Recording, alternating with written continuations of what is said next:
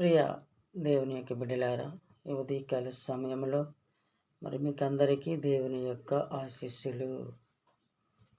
మరి ఏ నీడలో ఉంటే మనకు భరోసా, శాంతి, సమాధానము, రక్షణ కలుగుతుంది అంటే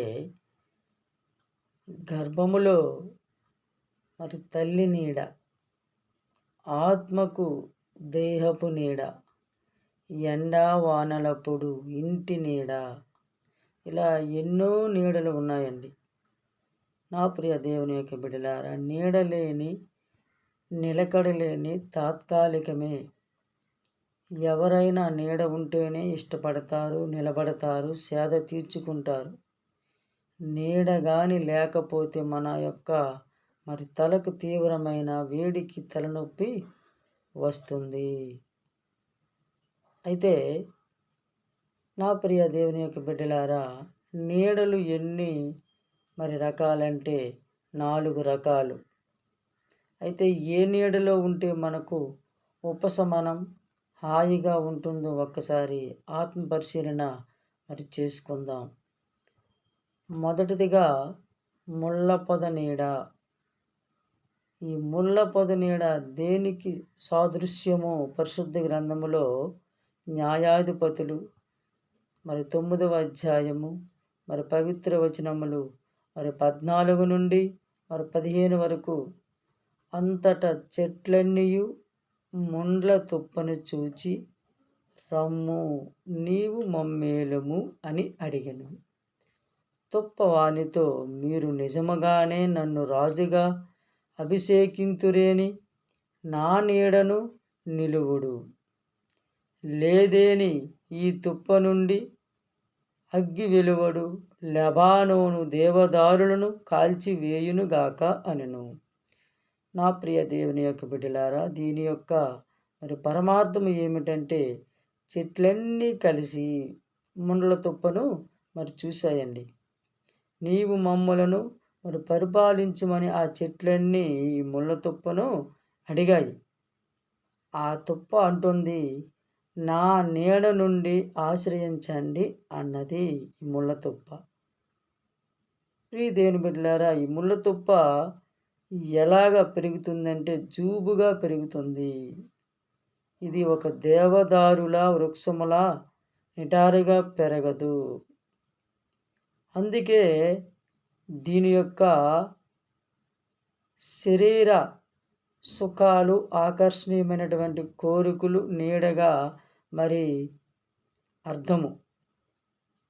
మరో మాటలో చెప్పాలంటే ఇది సైతాను నీడ. నా ప్రియ దేవుని బిడ్డలారా, ఇది ఆవేదన నీడ అని అనుకోవచ్చు, చెప్పుకోవచ్చు. ఇది శరీర సుఖాలను, ఆకర్షణీయమైనటువంటి కోరికలను నీడగా ఉంటుంది. ప్రియ దేవుని బిడ్డలారా, ఇటువంటి నీడ మనకు కావాలా వద్దా? మనమే ఆత్మ పరిశీలన చేసుకోవాలి. రెండవదిగా సొర చెట్టు నీడ. యోనా గ్రంథము 4వ అధ్యాయము పవిత్ర వచనము 6. యోనా తలకు నీడనిచ్చు అతనికి ఉపశాంతిని దయచేయుటకు దేవుడైన ప్రభువు అతని చెంత ఒక సొరపాదు పెరుగునట్లు చేసెను. యోనా దానిని చూచి మిగులు సంతోషించెను. ఈ నీడ తాత్కాలికమైనటువంటి నీడ. బంధుమిత్రులు, శారీరక బాంధవ్యాలు అన్నీ ఈ నీడకు గుర్తండి. సొర చెట్టు ఓడిపోయినట్లుగా మనతో ఉన్న బంధువులు, అన్నదమ్ములు, స్నేహితులు కష్టమొస్తే చూసేందుకు, పలకరించడానికి ముందుకు రారు. నా ప్రియ దేవుని యొక్క బిడ్డలారా, ఈ సొర చెట్టు కొంతకాలమే ఉంటుంది. మన బంధువులు, స్నేహితులు, అన్నదమ్ములు ఈ సొర చెట్టులాగే కొంతకాలమే మనతో ఉంటారు. మేమున్నాము అంటారు, కానీ కష్టం వస్తే పలకరించడానికి కూడా రారు. నా ప్రియ దేవుని యొక్క బిడ్డలారా, మరి మూడో అంశములో బదిరు వృక్షపు నీడ. 1వ రాజుల గ్రంథము మరి 19వ అధ్యాయము మరి 4వ వచనములో, తానొక్కడే అరణ్యమున ఒక రోజు ప్రయాణము సాగించెను. ఆ అడవిలో ఒక రేగు చెట్టు క్రింద కూర్చుండి ప్రాణములను విడవగోరెను. ప్రభు, ఈ బాధలు ఇక చాలు, నా ప్రాణములు తీసుకొనుము. మా పూర్వులు కన్నను నేను అధికుడును గాను, ఇక చాలును అని పలికెను.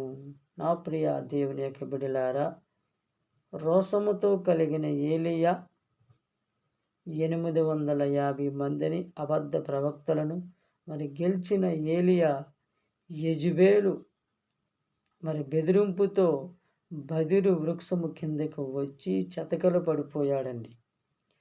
నా ప్రియ దేవుని యొక్క బిడ్డలారా, ఇది నిరుత్సాహము, భయము, పిరికితనము అనే నీడ. అప్పుడు మనము ఈ నిరుత్సాహము, భయము, పిరికితనము, ఆవేదన ఈ నీడలో ఉన్నప్పుడు మనము ఏ నీడలోకి వెళ్ళాలంటే, ఏ నీడలోకి రావాలంటే 4వ అంశములో జల్దారు వృక్షపు నీడలోకి రావాలి. అంటే పరిశుద్ధ గ్రంథములో మరి పరమగీతాలు మరి 2వ అధ్యాయము మరి పవిత్ర వచనము మరి 3లో చూసుకున్నట్లయితే, తోటలోని చెట్లలో ఆపిల్ వృక్షమెట్లు, యువకులలో నా ప్రియుడట్లు, అతని నీడలు విశ్రమించుట నాకిష్టము, అతని ఫలములు కడు మధురముగా ఉండను. నా ప్రియ దేవుని యొక్క బిడ్డలారా, ఇదే క్రీస్తు ప్రభువు రెక్కల నీడ. ఈ నీడలోకి వచ్చిన వారికి ఆయనే ఆశ్రయం ఇస్తాడు. ఈ నీడలోకి వచ్చిన వారికి ఆనందము, ఆశీర్వాదము, రక్షణ, సమృద్ధి ఉంటుంది. ఈ నీడలోకి వచ్చిన వారికి శాంతి, సమాధానము కలుగుతుంది.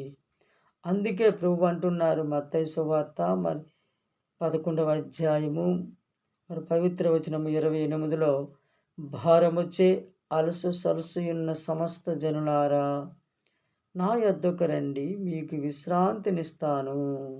ప్రియ దేవుని యొక్క బిడ్డలారా, ఈ భూలోకములో ఏ చెట్టు కానీ, ఏ ప్రకృతి కానీ, ఏ మానవుడు కానీ ఆధ్యాత్మికమైనటువంటి నీడ ఇవ్వలేడు, ఇవ్వదు. శారీరకమైనటువంటి నీడ మాత్రమే మనకు దొరుకుతుంది. క్రీస్తులో మాత్రమే ఆధ్యాత్మికమైనటువంటి నీడ, శాంతి సమాధానమైనటువంటి నీడ, రక్షణ కవచము అనే ఒక నీడ. అటువంటి నీడలో, జల్దారపు వృక్షపు నీడలోకి నీవు నేను వచ్చినట్లయితే మన కుటుంబాలకు ఆశీర్వాదాలు. పిత, పుత్ర, పరిశుద్ధాత్మ నామమున ఆమేన్.